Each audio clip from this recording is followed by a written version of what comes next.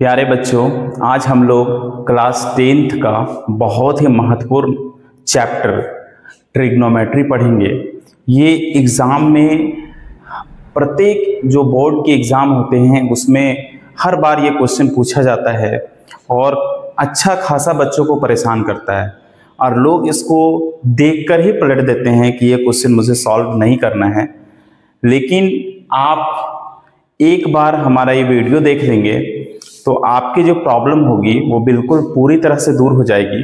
अगर आप सीखना चाहते हैं, क्लास 10th में बेहतर करना चाहते हैं तो आप हमारे चैनल को जरूर सब्सक्राइब कीजिए और हमारे साथ जुड़िए। अब हम लोग देखते हैं ट्रिग्नोमेट्री। ये जो इस बार जो है क्वेश्चन में बहुत सारे बदलाव किए गए हैं। एनसीईआरटी जो मैथ है एनसीईआरटी का, उसमें से बहुत सारे चैप्टर में जो एक्सरसाइज दिए गए हैं उसमें से कुछ कुछ पार्ट को हटा दिया गया है। ये एक्सरसाइज 8.1 न्यू एनसीईआरटी पर बेस्ड है, उसी के हिसाब से हम लोग पढ़ेंगे। तो शुरुआत करते हैं। क्वेश्चन क्या बोल रहा है उसको समझने का प्रयास करते हैं। त्रिभुज ABC में जिसका कोण B समकोण है, AB बराबर 24 सेंटीमीटर और BC बराबर 7 सेंटीमीटर, तो निम्नलिखित का मान ज्ञात कीजिए। देखिए इसको बनाएंगे कैसे। सबसे पहले एक समकोण त्रिभुज हमें ड्रॉ करना पड़ेगा। समकोण त्रिभुज मैंने एक ड्रॉ कर दिया, जिसमें से क्वेश्चन के अकॉर्डिंग क्या बोलता है कि B समकोण है, तो B को मैंने समकोण मान लिया, यहाँ पे 90 डिग्री का कोण बना दिया। B समकोण है, उसमें अब इस ट्राइंगल का नामकरण कर देते हैं ABC। आप A यहां भी लिख सकते हैं, वो आपकी इच्छा के अनुसार है। देखिए बोला गया है कि AB बराबर 24, ये जो AB है ये 24 सेंटीमीटर है और BC जो है 7 सेंटीमीटर है। अब हमारे पास इस ट्राइंगल में एक भुजा जो है वो ज्ञात नहीं है। आप जानते हैं समकोण त्रिभुज में एक भुजा लंब होती है जिसको परपेंडिकुलर बोलते हैं, और एक जो सोई रहती है वो आधार है जिसको हम लोग बेस बोलते हैं, और ये हमारा कर्ण है जिसको हम हाइपोटेनस बोलते हैं, यानी एस से इसको डिनोट करते हैं। ये हमारा P से डिनोट हो गया परपेंडिकुलर, ये बेस हो गया, ये इसको B से डिनोट करते हैं। कर्ण होता है इसको हाइपोटेनस बोलते हैं जो S से डिनोट करते हैं। अब ध्यान ये देना है कि हम हाइपोटेनस को कैसे निकालेंगे। और एक सवाल इस बीच में और ये बनता है कि लंब और आधार प्रेफरेंस एंगल के अनुसार चेंज होते हैं, वो आपको अभी हम बताएंगे। लेकिन कर्ण कभी भी चेंज नहीं होता है, कर्ण का जो स्थान है वो कभी नहीं बदलता, लेकिन लंब और आधार चेंज होते हैं। कैसे चेंज होते हैं? जब एंगल हम प्रेफरेंस, अगर एंगल C को प्रेफरेंस देंगे तो ये लंब हो जाएगा और ये आधार हो जाएगा। जब एंगल A को प्रेफरेंस देंगे तो ये लंब, ये आधार हो जाएगा। ये आगे हम लोग समझेंगे। फिलहाल हमें कर्ण निकालना है तो हम पाइथागोरस प्रमेय का यूज करेंगे। तो लिखेंगे पाइथागोरस प्रमेय से, पाइथागोरस प्रमेय से। पाइथागोरस प्रमेय से क्या होता है? पाइथागोरस प्रमेय लिखते हैं कर्ण का स्क्वायर बराबर लंब का स्क्वायर प्लस आधार का स्क्वायर। आपको एक ही फॉर्मूला याद रखना है, इसी से सारा निकलेगा। आधार का स्क्वायर। कर्ण को हमने बताया कि हाइपोटेनस बोलते हैं जिसको S से डिनोट किया जाता है, और लंब को परपेंडिकुलर P से डिनोट किया जाता है, और आधार जो हमारा B है बेस, उसको B से डिनोट करते हैं। देखिए हमारे पास परपेंडिकुलर है 24 का स्क्वायर हो गया, बेस हमारे पास 7 है, मैंने पहले लिख रखा है, और H का स्क्वायर। 24 का स्क्वायर होता है 576, आप निकाल लेंगे। 7 का स्क्वायर होता है 49। देखिए अब बहुत लोगों को स्क्वायर निकालना नहीं आता। देखो हमारे चैनल पे एक वीडियो है जिसमें से आप कम समय में स्क्वायर कैसे निकालेंगे, आप उसमें जाके चेक कर लीजिए और स्क्वायर निकालने का तरीका देख लीजिए। 24 का स्क्वायर कहने का मतलब है यहाँ 2 बार है तो हम 24 को 2 लिखेंगे, 2 बार लिखेंगे। अगर 3 रहता तो 3 बार लिखते हैं। जब 24 और 24 को गुना करते हैं तब 576 आता है। उसी प्रकार 7 2 बार है तो 7 और 7 को 2 बार लिखी गुना करेंगे तो 49 आएगा। तो हमारे पास ध्यान दीजिए, जब इसको जोड़ते हैं तो हमारे पास आता है 625। h का स्क्वायर। अब जब 625 हमें मिल जाता है तो ध्यान दीजिए ये स्क्वायर है, जो स्क्वायर जब बराबर को उधर जाएगा तो अंडर रूट में चला जाएगा 625। अब जब रूट में होता है तो हमारे पास इसको पेयर मिला के बाहर निकालते हैं। जब पेयर मिलाएंगे 25 गुना में 25 का पेयर मिलता है, और जब ये रूट से बाहर निकलता है प्लस माइनस 25, तो हम देखते हैं जो ट्राइंगल बनता है वो माइनस में नहीं होता है, इसलिए हम क्या करेंगे h बराबर 25 सेंटीमीटर लिखेंगे। ठीक है, ध्यान दीजिए फिर से देखिए h बराबर 625 हो गया हमारे पास।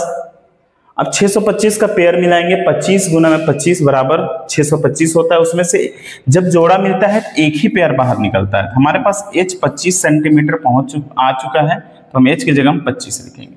अब सवाल ये है, पहला सवाल ये पूछा जा रहा है कि साइन a और कोस a का मान ज्ञात कीजिए। साइन a और कॉस a, देखिए साइन a कॉस a को हम आसानी से समझते हैं, जो हिंदी मीडियम में पढ़ते हैं वो जानते होंगे L A L K K A, एक शॉर्ट ट्रिक है जिसको समझने का। ध्यान दीजिए शॉर्ट ट्रिक है समझने का। पहला वाला होता है साइन थीटा, ये सेकंड वाला होता है कॉस, उसके बाद होता है टेन।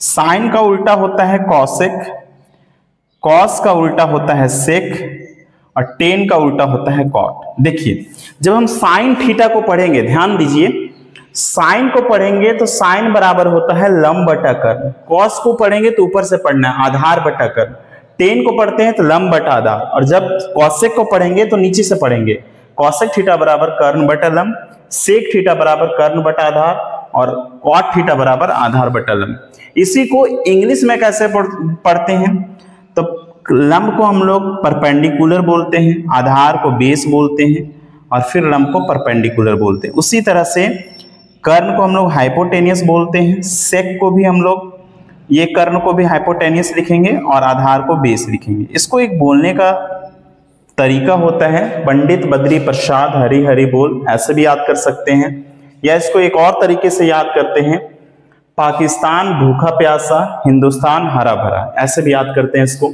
तो यही सेम चीज लिखना है, यहाँ पे साइन लिखा जाएगा, कॉस लिखा जाएगा, टेन लिखा जाएगा, फिर कॉसेक सेक कोट लिखा जाएगा। अगर ऊपर से हमको पढ़ना है, जैसे साइन का लेना है, साइन ऊपर है तो ऊपर से पढ़ेंगे परपेंडिकुलर बाय हाइपोटेनियस। अगर हमको सेक के बारे में पढ़ना है तो सेक यहां से शुरू होता है हाइपोटेनियस बाय बेस। तो अब ध्यान दीजिए हमें साइन के बारे में पढ़ना है। ध्यान दीजिए यहाँ पे साइन के बाद थीटा की जगह में ए दिया है। ए का मतलब क्या होता है पहले वो समझते हैं। जब ए दिया हुआ है तो हमारा रेफरेंस एंगल ये हो जाएगा। ध्यान दीजिए कौन सा हो जाएगा, जब रेफरेंस एंगल ये हो जाएगा ना तो उसका अपोजिट वाला भुजा लंब कहलाएगा। तो यहाँ पे ध्यान दीजिए कि रेफरेंस एंगल बोला गया है ए कहां पर है, ये रेफरेंस एंगल हो गया, तो इसका अपोजिट वाला क्या हो जाएगा, फिर से देखिए अपोजिट वाला लंब हो जाएगा और कर्ण नो चेंज। तो लंब हमारे पास हो गया BC और कर्ण हो गया AC। लंब बटा कर्ण होता है। उसी प्रकार से cos A रेफरेंस एंगल ये है तो ये हमारा लंब होगा, आधार हो जाएगा AB। तो हमारे पास AB और कर्ण हमारे पास AC। ध्यान दीजिए BC हमारे पास है 7 और AC हमारे पास है 25। उसी तरह से AB हमारे पास है 24 और AC हमारे पास है 25। तो इस तरह से हमारे पहला आंसर प्राप्त होता है। दूसरा में बात करते हैं, दूसरा क्वेश्चन पूछा गया है साइन C और cos C। C बोला गया है, इसका मतलब है ये हमारा रेफरेंस एंगल हो गया, तो इसका अपोजिट वाला क्या हो गया, इसका अपोजिट वाला हो जाता है लंब और ये हमारा हो जाता है आधार। जो भी रेफरेंस एंगल बोलेगा उसका अपोजिट वाला लंब हो जाएगा और नीचे वाला आधार। जैसे यहाँ पे रेफरेंस एंगल ये था तो इसका नीचे वाला उसका अपोजिट एंगल क्या हो गया, अपोजिट साइड क्या हो गया, हमारा लंब हो जाएगा। ठीक है, और ये हमारा बेस हो जाएगा। तो साइन C का मतलब क्या होता है, लंब बटा कर्ण। लंब तो हमारे पास AB है और कर्ण हमारे पास AC है। उसी प्रकार से साइन cos C का मतलब आधार बटा कर्ण। आधार हमारे पास BC है और कर्ण हमारे पास AC। AB हमारे पास 24, AC है हमारे पास 25, BC हमारे पास 7, AC हमारे पास 25। इस तरह से हमारा ये पहला आंसर होता है। आई होप आपको ये वीडियो अच्छा लगा होगा और आप समझ गए होंगे। चलिए अब हम लोग चलते हैं उसके अगले क्वेश्चन नंबर 2 की तरफ। ये एनसीईआरटी का नया पैटर्न है। हमारे पास जो पुराने बुक थे उसमें से अब कुछ बदलाव किए गए हैं। अब एनसीईआरटी में कुछ चेंजेज है, इसीलिए ये 2025 में इस प्रकार से आपको बुक देखने को मिलेगा। ये 8.1 में मिलेगा आपको। चलिए देखते हैं। एक आकृति दी गई है, आकृति आप देख लीजिए अच्छे से। इसमें पूछा है tan P और कोट R का मान ज्ञात कीजिए। आकृति को देखते हैं तो ये समकोण है, समकोण जिसको राइट एंगल बोलते हैं। इसके अपोजिट वाला भुजा हमारा कर्ण होता है। इसके अपोजिट वाला भुजा हमारा क्या होता है?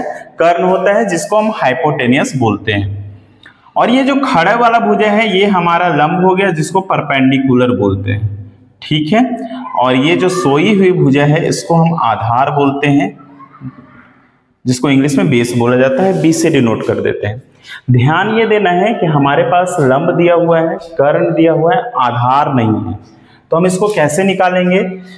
पाइथागोरस प्रमेय का यूज करेंगे, जो क्वेश्चन 1 में किए थे।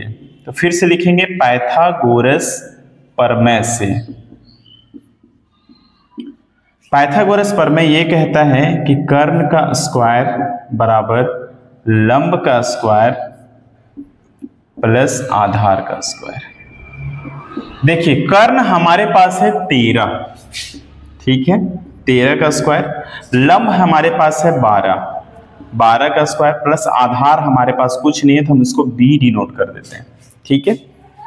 तो 13 का स्क्वायर होता है 169, 12 का स्क्वायर 144 हो जाता है, प्लस b का स्क्वायर हमारे पास b। जिनको स्क्वायर निकालना नहीं आता है तो वो हमारा वीडियो देखिए, पुराना वीडियो अपलोड है चैनल पे, आसानी से आप स्क्वायर रूट निकाल सकते हैं।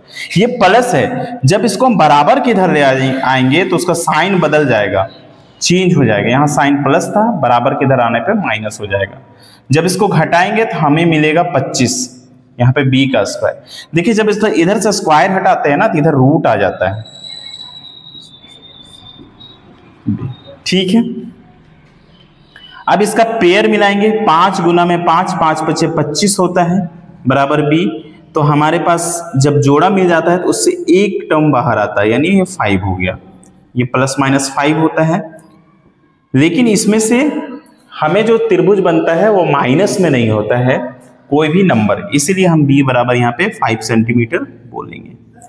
यानी हमारे पास बेस जो मिला है वो 5 सेंटीमीटर है। अब क्वेश्चन को ध्यान से देखिए, क्वेश्चन बोल क्या रहा है। यहां तक आपको बिल्कुल समझ में आ गया होगा। ये आप लोग निकालते आए हैं क्लास 8 में। इस तरह का क्वेश्चन आपको पाइथागोरस प्रमेय का यूज करने के लिए बताया जाता है। अब हम लोगों का मेन क्वेश्चन यहां पे है कि tan P minus cot R। यहाँ पे एक जगह पे थीटा की जगह में P दिया हुआ है, यहाँ पे R दिया है।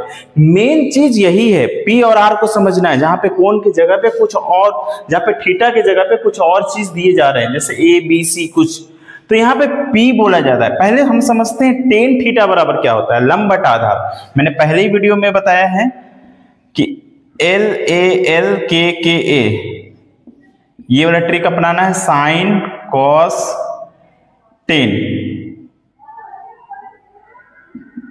साइन का उल्टा कॉसेक, सेक, और ये हो गया कॉट। हमें क्या पूछा है, टेन थीटा। टेन का मतलब होता है लंब बटा आधार, ठीक है, लंब बटा आधार। तो यहाँ पे P दिया हुआ है, जब रेफरेंस एंगल P होगा तो हम इसको रेफरेंस एंगल मानेंगे, क्योंकि P पूछ रहा है। तो P का अपोजिट वाला भुजा लंब हो जाएगा। तो अपोजिट में कौन है, QR। अपोजिट में कौन है, QR। तो मेरा QR लंब हो गया, और लंब बटा क्या पूछता है, आधार। आधार कौन है, PQ। आधार कौन है, PQ।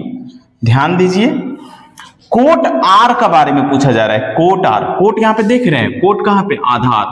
तो यहां से शुरू होगा आधार बटा लंब। तो कोट R बोला जा रहा है, ये भुजक, ये इसको रेफरेंस एंगल लेंगे। जब इसको रेफरेंस एंगल लेंगे तो इसका अपोजिट वाला लंब होगा, जो पहले लिखा गया है वहां पे चेंज बिल्कुल नहीं होने वाला है। जब देखेंगे कोट R आप देंगे तो इसका अपोजिट वाला भुजा लंब हो जाएगा और नीचे आधार जो पहले माना गया था। तो यहाँ पे ध्यान दीजिए कि कोट आर बराबर होता है आधार बटा लंब। आधार कौन है? क्यू आर, और लंब कौन है? P Q. ध्यान दीजिए, आप यहीं से देख सकते हैं कि दोनों मैच कर गया। आप यहीं से काट सकते हैं बिना नंबर को फिल किए, यहीं से आपका वैल्यू 0 आएगा। अगर आप नंबर बैठा लेते हैं तो और अच्छी बात है। तो क्यू आर का मान हमारे पास 5 है, पी क्यू का मान हमारे पास 12 है। उसी तरह से क्यू आर का मान 5 है, पी क्यू का मान 12 है।